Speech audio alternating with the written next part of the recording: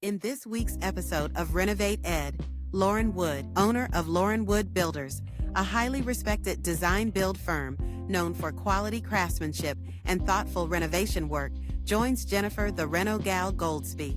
Together, they discuss common challenges homeowners face during remodeling projects and, more importantly, the solutions that can keep things on track. Whether you're planning a renovation or just curious about what really happens behind the scenes, this conversation is full of practical advice and real-world insight. Let's get renovated. Today we're with Loren Wood. Loren, will you tell us a little bit about yourself and your company?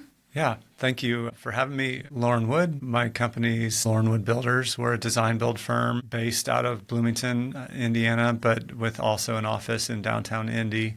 And we serve a region, largely the north side of Indianapolis, Zionsville, Carmel, Westfield, down through southern Indiana, really down to the Ohio River. But with the bulk of our work happening north side of Indy down to Bloomington, Columbus, that general region. Design build firm, like I said, we have a design team, 15 people strong with architects, interior designers, landscape designer, and operations manager in that space. And they do much of our design work. Then on the other hand, we have a construction team that's the balance of our staff. There's 75 of us full-time on staff, so I guess 60 people in the field operations, field crew, carpenters, painters, electricians, framers, etc. Also construction management and then office administration. And we do largely residential construction, a lot of large-scale remodel projects. We also do light commercial hospitality, so restaurant build-out, office build-outs. We do not do new construction commercial, so largely we're doing adaptive reuse, taking an old building and breathing new life for its next I didn't know use. that. Yeah. Are you seeing any commercial buildings transforming or what's the word I'm looking for, converting to residential space? Certainly it's happening. We have not done any of that. We don't do multifamily, steer clear of multifamily. That's not to say that we won't ever. I imagine someday somewhere we will do, but we don't live in that space, especially down in Bloomington where our historic sort of core market. A lot of that's student housing. It's largely not the level of quality that we are used to working in. I mean, we're a high-end, I'd say luxury for our market, but high-end, high-quality, high-touch team that really focuses on paying attention to the details and curating a really meaningful experience for our clients. And that's doesn't tend to align with multifamily typically, at least in Bloomington. Now maybe in Indianapolis or some high-end condos or something would be different. Yeah, I ask because I'm hearing whispers in my industry of exactly that activity of commercial. Yeah, and we've done some feasibility studies. I worked on a project downtown downtown Indy. That is, it's an old electric substation that the neighbors, the folks who lived right next door, they actually had remodeled an old candy shop, candy factory, and that's their personal residence now. It's 3 stories, a little tiny footprint on 3 stories on a commercial lot right downtown Indy. They bought this electric substation next door. They're wanting to create their own flat in there with a couple of small efficiency units, and so we did some feasibility cost study for them along with an outside architect. And that's one thing I want to mention. We do have a design firm in-house, but we only design about half of what we build. Okay. So the other half of our projects are collaborations with outside architects and interior designers and clients who have already had design done, and then they just hire us to execute on those designs. I think homeowners get a little confused about that. Like sometimes there is an architect on staff that can help with their plans, and other times they have to go out and get a third party. So we do see a mix of that as well. Well, it sounds like you have a really healthy operation, and you've been... I'd like to think so. Yeah, you've been in my network for a few months, I think. We've known one another for a few months, and I'm hearing really great things about you out there. So you're making a splash in the indie market. Oh, appreciate that. Okay, so today's topic is what happens when things go wrong. Everybody's nightmare. You're in the middle of a renovation project and suddenly something happens. It could be anything. It could be a new find going over budget, a conflict with a contractor, a conflict between husband and wife. It could be anything. So let's talk about some of those scenarios. Well, at a high level, I'd say this: something will go wrong in a construction project. I talk about it in the early sales process or just relationship building process with clients. It is a messy, multivariable, just very dynamic environment, a construction site, especially remodels, but new construction too. You have weather, you have material irregularity, you have a bunch of subcontractors and just human error opportunities. You have just all of these complex pieces, and for them all to align perfectly at the right time and at the right price and with the right level of quality. It just never happens. So the question is not, is something going to go wrong? But the question really should be, how does my team respond when problems arise, whether that be a construction defect or a dispute between the homeowners, as you said, or misalignment with the plans and the project. Most often, in terms of just unexpected, you're doing a remodel, you pull down the plaster, the drywall, and what you had expected to see behind there isn't what you see. And so how do you pivot, and what's that look like? But the bottom line is things will go differently than one expected or wanted, and having the right team is picking a team that has the capacity and the willingness and desire to respond appropriately to those challenges. Yeah, it's not if something's going to go wrong, but when. Yeah. Definitely. A couple of recent events in our pipeline. One, we had a project where they ripped off the siding and found termites.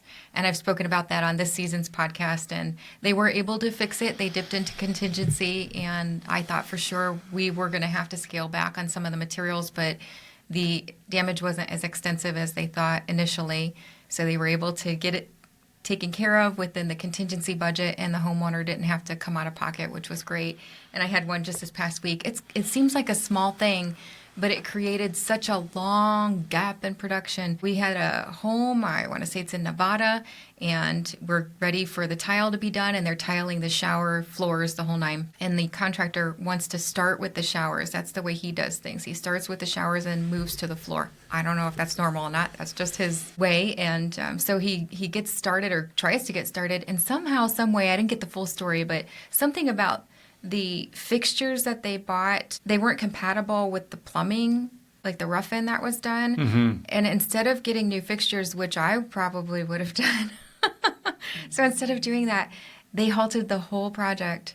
And now they're going to rip out all that drywall and redo the plumbing. That just seems like new rough-in valves. Yeah. Yeah. Okay, so you're going to know more about this than I will, but yeah. Yeah, I mean, that's valves. Something that you got rough-in valves that correspond to the plumbing finishes that you have, and that's often a bottleneck during construction, especially if they're very intentional, shall I say, about what they want to see. And if there's a conflict in there, the wrong rough-in valves got put in. I've seen that happen. Yeah, that was a new one on me. I was like, I learn something new every day. And ouch, that was an expensive mistake. Can you think of any recent mistakes that you've seen, or recent developments? Yeah, I'm not embarrassed to admit mistakes. Certainly mistakes happen on projects, but in terms of recent developments, every project has its challenges. I'll talk about one that we're doing, a remodel we're doing on about a 100-year-old house, a little over 100 years old, on Pennsylvania Avenue here in Indianapolis. And we did the design work. It's a really neat first floor design, opening up walls, and just taking a house that was designed for the early 1900s and the associated sort of kitchen, pantry, maids, space, and things that we use very differently today, or things that we don't use at all today. So pretty major transformation. We had engineers involved who helped us anticipate the structure of the house and how we would have to carry the load of the floor systems above when we remove these walls. And so all of that engineering, planning, associated pricing, material acquisition was all done. We got in there, we started protection, demolition, we pulled down all the plaster and realized that all of the floor joists were going the wrong direction, and that they were not going the direction we had anticipated. In a room that's 20 foot or maybe 24 foot long by 12 foot wide, we made the assumption, or the engineers made the assumption, that the floor joists were running the 12 foot dimension, because why would you run floor joists 24 foot long when you can run them 12 foot long? But that's not what they did. And so all of a sudden we had this condition where we had this major long span in two different directions landing on this wall that we're removing that also has 2 stories of floors above it. And so what we had planned was no longer going to work. And in order to carry that load, because of the amount of weight coming down on that wall, it was no longer going to be just some wood framing members, but we had to get steel structure in there. I'm sorry if I'm getting technical, but that steel structure that you're putting up there to carry these upstairs loads has to go all the way down to the foundation, and the foundation has to be adequate to support this. So we're not just figuring out the right size beam to pop in here and then setting it down on the floor. We're creating these load paths all the way down to the original basement floor. We're doing new concrete work in the basement to support these new point loads. Lots of gymnastics, construction gymnastics to make this design work. We've already ordered the cabinets. We've already ordered all the floor. The direction has been set. Talk about construction lending on this project in a moment, but it was right at this point that the clients they'd been planning on self-financing this, and they said, you know what, do you know any construction lenders that I could talk to that maybe we want to get? And so that conversation started happening, but they've moved out of the house. They've got 4 or 3 children. One is a baby, very young infant. And simultaneously, their clock's ticking in terms of they've got this rental, Airbnb that they've got for a fixed amount of time, and construction stopped because we're, busy trying to figure out how to That's a pivot. big one. Yeah. That's a big one. That's a huge change order. Yeah, it is. Potentially. Yeah, potentially it is. Yeah. I'm always nervous when walls are being removed and you're not helping me. Yeah. I think that might actually be the biggest example of that I've heard, that I personally have heard. I mean, I've seen some pretty bad ones, but I will say most typically when clients ask me that, because it does come up and it's a good question to ask, okay, sure, you've designed and priced this, but what could go wrong that could push this price further? Well, termites, or we could come in and find structural deficiencies. But usually it's not that bad. Yeah. You sort of plan for the worst but expect the best, and then somewhere in between is what really happens. That's usually how it goes. But every once in a while, it is terrible. I mean, we did a house that was supposed to be a remodel, and as we peeled back the layers, nothing was salvageable. Down to the foundation turned out just to be dry stacked concrete block on the ground with no footers underneath, and it just ultimately it was a tear down and start over with the same design that had been planned. But that's disappointing. So and in retrospect, maybe a little more. In that case, maybe a little more due diligence up front and some surgical exploration could have uncovered those pre-existing conditions. Yeah, as you were describing that, I'm thinking, we usually see home inspections or we'll have consultants go out and do. And there were in that case, but you don't usually see the footers because the footer's poured, the block is laid, the ground is backfilled over it. Gotcha. So some of those things, you're not pulling back all the walls to see how the studs are. There's some assumptions made. So there certainly were engineering inspections and stuff done in both of these cases that I've just described. But every once in a while, sort of worst case scenario does come to pass. But usually it's not that. It's something much, much less than that. Yeah, most of the ones I see are relatively minor as well. They may add $2,000 or $3,000 or maybe a few $1,000s, but we're not talking tens of thousands of dollars. Sometimes it's stuff we can tell ahead of time when they do the home inspection and they go check out the crawl space or the basement. You can see some homeowner did a DIY job and removed a footer they weren't supposed to, or you see some weird stuff, but usually it's just popping it back up and providing that support, and it's an easy fix. Boy, that's a big one. You can plead the fifth if you don't want to share, but would you mind sharing roughly how much more that added to that project? Putting the steel support? So we just finished dry. No, we found it. This has been a couple months now, but it's so hard to, what the bank would want, or even the homeowners say, okay, how much is this going to cost? Fix it. We don't even know what the fix is at first. So you bring in the engineer first, and then we had to also understand the load paths from above. So we had to do a little more digging just into the existing structure in the spaces that aren't being remodeled. Then we have to go to the steel fabricators, say, okay, here's what's been spec'd. Then we have to bring in the foundation folks. In that case, it was our team. But all those things are hard to quantify and take time. Sure. Then we had to drop the ceiling because we had this big beam that we hadn't anticipated in the middle of this space. So it takes a while. Then we had to adjust the cabinetry design because the ceiling came down from where it was. So there's this, trickle or snowball or whatever you want to call it. So really, we're just getting to the point where the dust has settled and we can compare. Because what I didn't say is that we did have beams planned for the adjacent walls that turned out not to be bearing. So we didn't need those beams. We didn't need those structures. And so there's been a little bit of a give and take there. So we're right now at the point where we're going to be doing an accounting. And best case scenario, you stop all work and you quantify all that. But again, they had this limited amount of time to be out of the house. Initially, they were just paying for this out of pocket, so there wasn't this bank draw or hard and fast change order necessitation. So we've been moving forward, of course, keeping good records, and now we're to the point where those costs have been quantified and we just need to look at it and have an accounting with the clients. During that time period, they did go ahead and get a construction loan. We took care of the change orders. There had been a bathroom that had been added due to a water event that happened during design prior to construction. And so that design scope was added, or the finish out rather. And so we included that change order in the construction loan. And then the lending institution just said any other change orders, you're just going to have to deal directly with the homeowner with. So we're now to the point where we're able to look at what the actual costs were, and we'll just negotiate that with the homeowners. And one convenient thing, I guess, for us in this case is that we do a lot of projects. This is one fairly small one for our company. And so we're probably not going to charge full price for that because for them, they've already pushed the limits of what they're able to do. We recognize that.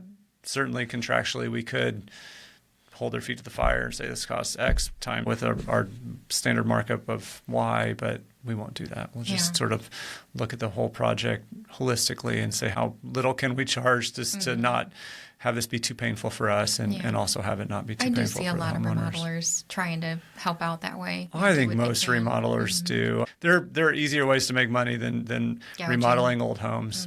So when this comes to pass, usually the remodelers, the question is not how much can I charge for this. The question is how little can I charge for this and still not be still get this house as close to budget as possible. Exactly. So that's where we're at, and that's the way we've always treated it. What we try to do up front is be as clear-eyed as possible about what this project costs so that we've got a pretty robust budget, so it's not every single thing that's uncovered that's new is a change order immediately because we've got such a razor-thin margin that there's no room for error. We would much rather have a contingency or just a robust enough estimate that we're not going to nickel and dime all these small change orders. So some of our listeners, they may not really understand the words change order, contingency, or contingency reserve. So let's spend a minute just kind of describing what those are. I'll give it a shot. You correct me where I'm wrong or add color to it. You've got an original scope of work, and you guys have agreed upon specific work items. Then you get into construction, renovation, something pops up unexpected, or somebody changes their mind about something, and you've got to make a change to that original scope of work.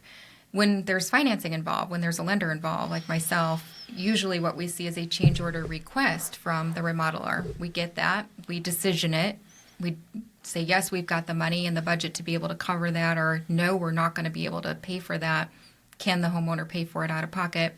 Usually we have the money because we have the contingency reserve, which is a small stash of funds that we finance in addition to the budget for the original scope of work in case something goes wrong. So we can dip into that contingency if and when we need to.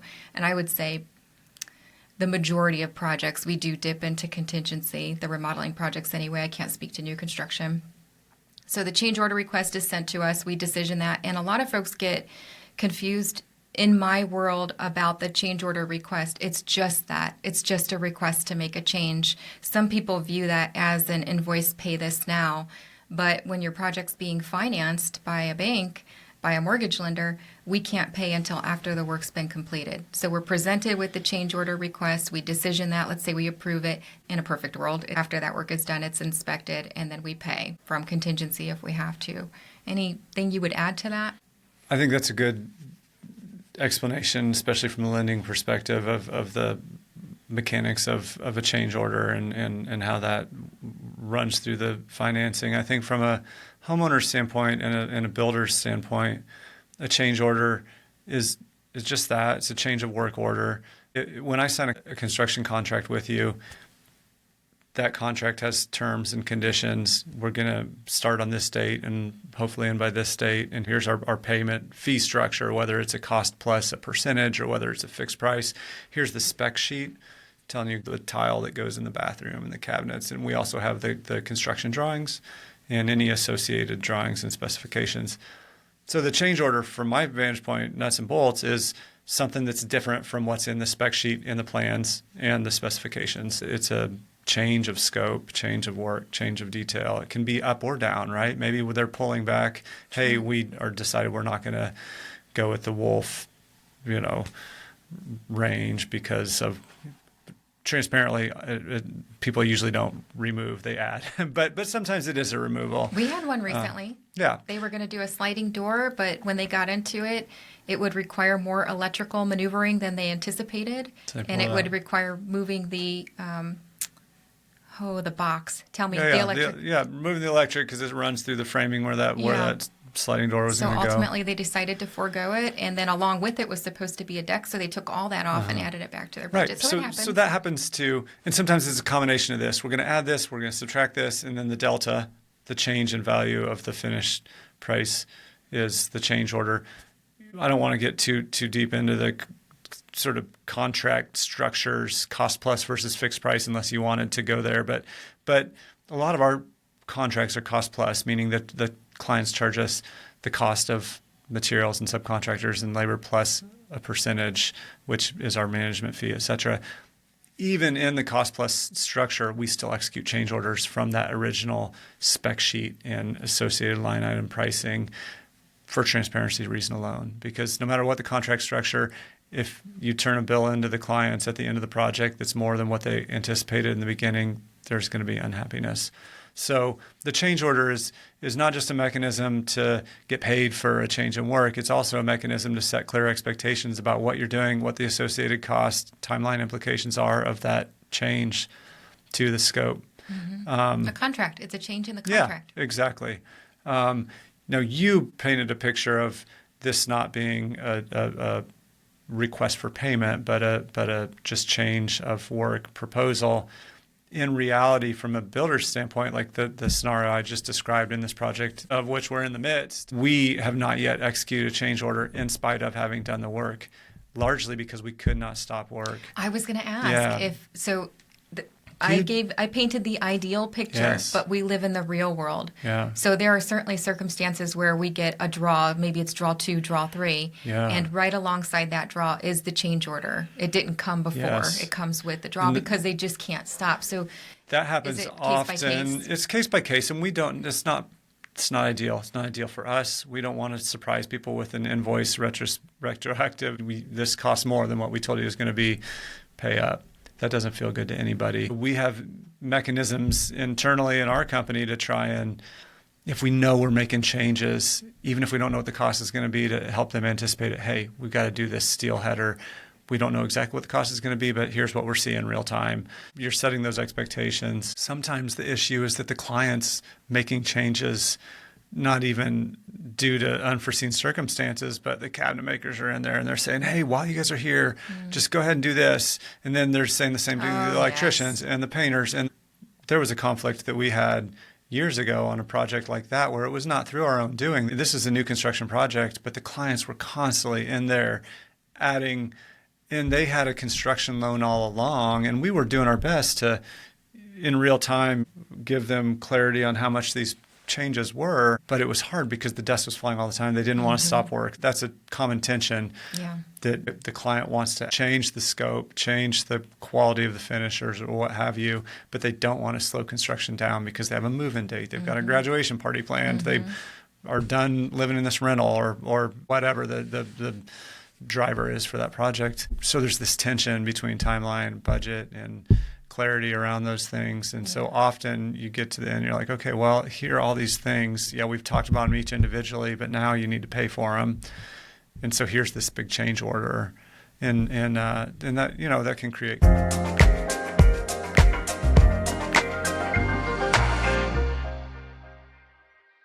Thinking about a cash-out refinance to fund home improvements? You might hit a wall with low loan-to-value limits and your home's current as-is value. Renovation mortgages work differently. They let you borrow based on your home's future value after the work is done, and they allow for higher LTVs. That means more borrowing power and more flexibility to get the upgrades you really want. Want to learn more? Visit RENO-GAL.com or call 844-RENO-GAL today.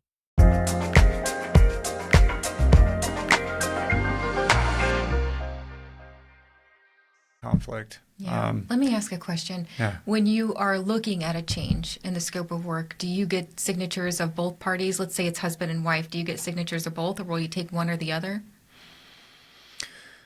We, years ago, thank God, switched to using DocuSign, you know, which is an electronic contract tool. There's other ones, .loop, and probably a gazillion other ways to get electronic signatures. Prior to that, we were very bad about getting signatures at all. We might email a contract, and the clients might never send it, never sign it, or might one of them sign it, or, you know, it's just very more handshake than contract, which felt good, but in actuality was not great. Poor business practice. Yes, poor business practice. And we learned over time, and I've really moved from when I first started doing this. I'm going to give you the long-winded answer since we're in a podcast. Okay. When I first started doing this, I did not like contracts. I just want to do things on a handshake. They felt icky, or, you know, like, I want this person to trust me, and and, you know, I don't need a contract. It's like asking for a prenup. Yeah, exactly like that. Felt exactly. I've never asked for a prenup. I've been married once, and hopefully it sticks, but it felt like that, right? Yeah. But then through trial, through real life pain, I learned it's a great roadmap for clarity around what we're going to build, how long it's going to take to build, how much it's going to cost. Contract documents create a great deal of clarity for the clients, and what does this look like? If it's not clear in the contract, it's not clear in their heads. And so I've moved from thinking about this as this dirty word to just being business. A really clear roadmap for how we're going to work together, what we're going to do, how we're going to deliver it, how we're going to get paid for it. And it eliminates misunderstandings, misperceptions, and missed opportunities to set clear expectations. We typically have both the husband and the wife, or both partners, sign it. That's a pain point because sometimes they don't like that. One of my weekly financial reports is, you know, what DocuSigns are still outstanding, and often it's just we're waiting on client 2 to sign this. And then you'll keep calling them and say, do I really have to sign it? They don't ever get my email. My wife does all the... So that's a pain point. And now we ask, do you both want to be on it or not? Because if they do, then every change order has to be signed by both of those people on the contract. So our change orders go through DocuSign as well. Was there a change in value of the contract, you know, from a financial standpoint? What's the pay structure for this change order? What exactly is happening in this change order? Are there drawings attached? And then whoever signed that original contract has to sign it. Yeah. If they're getting financing, boy, we'll groom them for you. They'll get real accustomed to signing documents. Yeah. The mortgage industry is so antiquated, and our packages are pretty heavy. So they'll get really used to that. All right. So we've talked about the unexpected in terms of repairs you didn't or work you didn't foresee. Let's talk a little bit about when things get, I don't know, emotional or heated between parties, maybe homeowners and contractors, or between husband and wife, or the homeowners themselves. Financing these projects, we try to do a little bit of what I affectionately refer to as marriage counseling between parties. Yeah. And usually, I'd say almost all the time, that will resolve itself. And I would say most of the time it's just a communication issue. I think I've said it again and again. I'll get the story from the homeowners. I'll get the story from the contractors. And then I'll sit back and think, well, that makes perfect sense. All they needed to do was talk to one another. And then I go back and explain the other side to each party. And they're like, oh, okay, we get it. And we all move forward. Usually that's how we resolve things. Occasionally it's something else. We had an incident recently where there's this house I think it was in the Atlanta area. And we got the bid. We closed the loan. They're getting into the work. There was a roof leak. And they send in a change order for the skylight to be repaired. There was quite a bit of damage. The contractor sent me a ton of photos of the ceiling and all the damage from the water. intrusion, and I thought, So I started asking questions. Was this there? Was this always there? Did this happen after closing? Was there a recent store? Like just asking some questions. How did this come to be? And at the end of the day, it had always been there. And so I'm thinking, how did it get past the appraiser? It's not in the contractor's bid. We had a consultant. It wasn't on the consultant's report. I'm like, there are 3 sets of eyes looking at this. How did it pop up after closing? And so the homeowner's thinking, it's already in the bid. Contractor's going to cover it, right? Contractor didn't have it in the bid. So you come up with stuff like that. How do you deal with some of those difficulties? Yeah, it's Maybe you hard. don't have those difficulties because you're thorough and bidding the job up. Yeah, I mean, we're always trying to learn and get better. And we certainly have issues that arise, but every time they do, we wrap our resources around it, we try and fix it, and then we try and learn from it. And so we're constantly tweaking our process. Oh shoot, how could we have better foreseen that? And one thing that we've done, if you looked at a contract from 10 or 15 years ago versus a contract from now, the contract today is much, much more extensive and exhaustive, and that it has every bit of, first of all, our construction drawings, which those alone have gotten much, much more extensive than they used to be in terms of spelling out what we're building, remodeling, et cetera, all the details of that, but also, again, the specs and selections. And because that's really what you're telling your clients you're going to build. This thing here in the contract, this is what we're going to build. And so in the instance that you just described, if part of building that was fixing that water damage, if we miss that in the design and the estimate, et cetera, but our finished product shows that area being fixed, then we messed up and we just eat that. If we missed that or didn't realize that the clients were expecting that to get repaired, then we'll have a conversation. Hey, that was never in the plans. Look, let's go back and look at the contract documents. Let's look at the plans. I mean, I had a similar, very different example, but a similar thing where we're same project on Pennsylvania, where we're doing this divided light interior window, and we're clarifying for them what this is going to look like. And she said, I thought that was going to be a true divided light, not applied grills to this interior piece of glass. I went back to the contract document. I looked at the plans. You can see in the renderings in the contract documents, at an angle through this window, you can see the 2 applied grills. And I just said, hey, this is what we always planned. This is what the designer designed, and this is what was spec'd. We certainly can seek out a true divided light for this interior glass partition. It's just probably going to be more expensive. And she said, oh, no, that makes sense, fine. She just hadn't ever really interrogated the design that closely, but it's great because it's a contract document. There was no conflict. It was just like, hey, here's what we priced and what we designed. No one's a bad guy there. We're just like having a conversation. Right. Whereas if you didn't have that in the contract, I think it would be much easier for that thing to get blown out and just say, no, you're providing something cheap for me here. I always expected this to be a divided light. I even feel like I remember the designer telling me. And so that our memories aren't true. Yeah. Yeah. So what I'd say the single thing that we've done has had a profound impact in terms of minimizing those types of conflict is just to be very, very, very thorough in the contract language, in the specs and selections language, in the drywall, the level of finish of the drywall, that what quality finish looks like. Are nail pops allowed? I mean, even down into the warranty language, like the better you can set clear expectations about what they can expect from you in the build out, in the process, in the level of quality, the type of finishes, et cetera, the more you can minimize that. Because it's not, I feel like most of the conflict that arises is just around that, is around crossed wires with expectations. They expected something that is different from what they got. And if you can show them, oh yeah, that's actually what we communicated to you, you forgot or you didn't understand, then there's just a little general frustration. Oh, geez, that's going to cost me a little more. Never understood that. Frustrating. But if you don't have that track record of communicating that, then it can just blow up into a really big conflict where they lose trust in you and they feel like you're trying to pull one over on them. Yeah. And that's terrible. That's where I feel like failure happens when the client loses trust in the builder or vice versa. And someone feels like the other one's trying to take advantage of them. And herein is you do a lot of preventative maintenance by tight paperwork up front. Communication, tight paperwork, I don't know if you'd be surprised to hear this, but we see plenty of bids where it describes kitchen remodel and then it just gives a lump sum and it doesn't tell us exactly what's being done, or flooring, but it doesn't tell us, is this flooring throughout the home? Is it flooring in a specific area? Yeah. We just see flooring, $6,000. Okay, well, flooring what? I wouldn't be, if you looked at one of my contracts from 15 years ago, it looked like that with no signature at the bottom. But today, happy to share what our current contracts look like. But yeah, a lot of blood, sweat, and tears led to our current practice. Learning the hard way. Yeah, definitely trial by fire for us. Well, that situation that I described with the skylight, they did resolve it by dipping into contingency. We got it done. Everything was resolved. It caused a little bit of tension, but no real heartache, and everything got done. The project's finished now, and it looks beautiful. So we find a way. We always find a way. It might be a little stressful getting there, but we'll find a way to get the job done.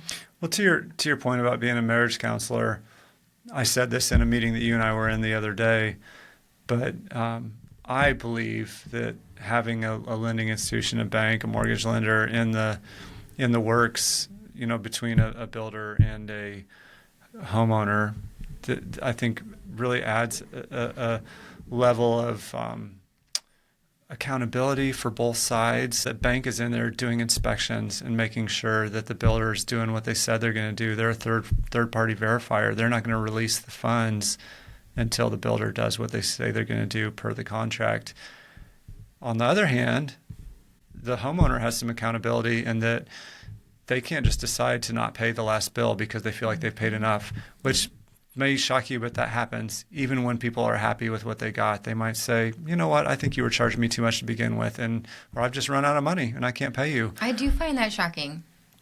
It has happened, and it's tragic when it happens because we are not a high margin business. We are a very, very low margin business, and that last payment almost always includes all of our profit, all of our overhead contribution, some of our direct costs, and it is tragic when that happens. And I mean, that's another mistake that we made early on in our contract and pay schedules. But having a bank or lending institution involved gives me a great deal of comfort that there's somebody there.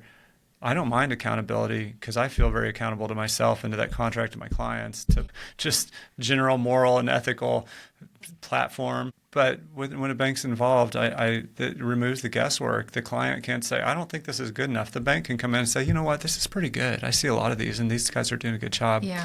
So they can be sort of a voice of reason. I'm glad to hear you say that. I never really thought about myself being an advocate for the contractor, but I definitely think that a mortgage lender is an advocate for a homeowner, especially if they're a first-time home buyer. We do not just refinances, not just people who live in the house and own it already, but we'll do quite a bit of work for purchases, people who are purchasing homes, buying homes, and fixing them up. And a first-time home buyer, I mean, they don't even know what the word mortgage means when they come to us, let alone how to navigate a contract or hire help, maintenance items with homes. I mean, they're learning an awful lot. And I just have felt like a nice, maybe educational resource for them to help them navigate the renovation that they're taking on. I always feel like it's a huge protection to have someone like me in their back corner. I'm sure that's the case. The funny thing is we do really luxury construction, high-end construction. Lots of times there's no lender involved. They're financing it themselves through their investments or some other vehicle. They can choose not to pay, and a lawsuit is not a good solution. Anybody who's ever been a part of a lawsuit knows that nobody wins. There's risk for a builder working in that high-end space where you're just reliant on that client feeling good about you in the end and feeling like they still owe you what they said they're going to owe you. And lots of times those clients have more access to legal counsel and ability to drag out a conflict than do we. So for me, the more that we've had banks involved, like I feel like you guys are advocates for us. I feel like I know I'm going to get paid. I'm glad to hear I know it. that I'm always going to finish the project, so there's no question. I don't mind the oversight. I wouldn't mind it if the appraiser came in and said, we're only giving you 70% of this job because we feel like blah, blah, blah. Fine, we'll just get that picked up the next... Towards the end, right. I mean, it's guaranteed. Yeah, so I really feel like that's something that is understated and undervalued. Were I a homeowner doing a big renovation, addition, new construction, even if I could find the cash to do it directly. I think I'd be tempted to involve a bank or a mortgage lender just to have that third-party verifier and to have that intermediary. If there's conflict, like they're advocating for both of us, that the house has to get built to a standard of quality that's acceptable to the bank so that the building get paid, and the client's got to pay for the final draw to release the lien or whatever mechanism you guys have. So I think it's a great resource for both the builder, somebody who's truly, they might be working for the homeowner, but they're also working for the builder and they're accountable to both. So I think that often you guys are the intermediary. And I mentioned, I think, a new construction project that the homeowners had made a lot of changes through the course of it. And then in the end, coming to terms with the final cost, they were initially saying, no, we're not paying that. And I said, well, let's go sit down and talk with your lender because someone's paying. And these are true costs and we talked about these change orders as they're happening. And we all met and sat down and we left on great terms. I've had a good relationship with this client since then, and we got paid for all of that stuff because we were doing what we said we were going to do, and we were just asking for fair compensation for that work. And had that bank not been involved, I would have had to escalate that conflict somewhere and maybe never would have gotten paid. Yeah. So I think there's a lot of value to that marriage counseling component of what you guys do, both value to the homeowner and value to the builder. Yeah. I was going to say I definitely have had at least one circumstance in recent months that I could think of where we approved a change order and paid it out even though we didn't have full signatures on it because the work was done, the inspection had documented it, and it had to get paid. It had to get paid, so we paid it. A lot of times in the contracts that we have or the mortgage disclosures or documents, we'll have some written language in there about what they'll do if there's a dispute. And oftentimes it's arbitration or mediation, but very, very rarely in my 20-year plus career have I seen it get that bad. That would be a one-off situation. In fact, I can't readily think of any situation that went that far that I personally have seen. And I think the reason for that is that most builders and remodelers are honest people who are just doing the work that largely they love doing, and they're in the service industry. They want to help people. They're just trying to do the right thing in a messy environment that's wrought with challenges. And most homeowners are honest too, and they want to pay fair value for what they're buying. And I think the conflict arises through those just missed opportunities to set clear expectations or unclear communication. Yeah. Well, let's talk briefly about warranties and then we'll wrap it up. In the paperwork that's involved in mortgage financing, a lot of times there'll be built-in language that there's a 1-year warranty. Now, we're both in the state of Indiana. In Indiana, there's a 2, 5, 10-year warranty, 2-year for general. You might need to help me with this. 2-year for general work. Yeah, I've got it written down somewhere. And I'm a poor 5-year for roofing and 10 years. 10-year for structural defects. The 2 years is any issues resulting from poor workmanship or I can't remember the exact language, and here's the reason why. Because largely over the years, we've fixed everything that ever came up. Still, like I've got a house right now that we're in there dealing with some drywall cracking due to the minor truss lift issue that's been an issue since the house was built that we've done all kinds of remedy to try, and we didn't even design it, we didn't engineer it, we just built it. And that's not considered a structural defect, truss lift. It's considered an aesthetic issue, but it's now changed hands 2 times. The house is well over 10 years old, but we still come in and fix it because we built it. We stand by it. We want it to look good. Everybody knows we built it. I think that same meeting that you and I were in, I don't know if you remember that other builder saying that he tells his clients that if they are nice to him, that he's going to come back for years and years. And if they're mean to him, that they're never going to hear from him again. After that 2-year period. Yeah. I've never said that same thing. It tempts me too. But I mean, historically, we've just sort of taking care of everything and starting by just trying to build a really nice house to begin with so that there aren't warranty issues. But the 2, 5, and 10 years is the basic, I think, what a builder could be held to from a legal standpoint. Yeah. I personally find myself in the unenviable position where I am outside a 2-year warranty and a very poor window installation has contributed to mold within the walls that have contributed to massive health problems. Goodness. Just found it, and we're dealing with it now. And boy, I hope that company does the right thing. Did you build the house or do the renovation? I did not build the house. I bought it existing and replaced the windows. I want to say. But you did. You paid for that work to be done that resulted in this damage. 2021, 2022, roughly is when Just that took 2 years. place. Yep. And so Yeah, I'm well see, if that outside the 2 years. were that me, I mean, we've got a project right now that we're going into right now, like in the next month, because the clients are going on a vacation as soon as school gets out.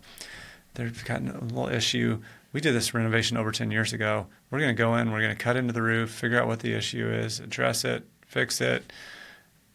If it's a result of a mistake we made 11 years ago, we're going to fix it, because to say, hey, that's out of warranty, maybe we have the legal grounds to say that, but do we have the moral, ethical grounds to say that in a small community with people who are now my friends, who employ friends of mine, and so that, for me, that contractual language is what the state minimum requires. I mean, that's like a bare minimum that you would hold yourself accountable to someone you never want to see again. But the way that you're going to treat 99% of your clients who you do want to see again, and many of whom have become your friends in your community, you're going to just help them in any way you can. Well, we're going to document the heck out of that when they rip open the walls and go back to them and ask them to pay. And I hope they do the right thing. I hope they do too. Maybe we can time will tell. Strategize offline here if you want. Well, Loren, it was really fun chatting with you about what happens when things go wrong. We don't want to see it happen, but we got to deal with the inevitable. And if people want to get in touch with you, if they have their own luxury remodeling project they want to take on, how would they reach you? Yeah, well, we're easy to find online as long as you spell our name right. It's Loren Wood Builders. That's Loren Wood Builders. Our website's lorenwoodbuilders.com. We're on Instagram, of course, Facebook and other places, but largely our website and Instagram. And just one final thought I would say in terms of what happens when something goes wrong. As I said at the beginning, things will go in ways that you did not expect during your construction project, whether that be a remodel or a new construction project. And my recommendation would be to talk about that up front with your builder and with your construction team, your designer, your architect, your team, and say, hey, well, how are we going to address that? Is there a contingency? I have clients say, hey, what am I forgetting to ask? Is there anything that might go wrong here? What have you done to look under the hood? Is there anything that we can do before construction? Could you cut into the drywall or the plaster? Is that going to help? Could we have anticipated which way these floor joists are going?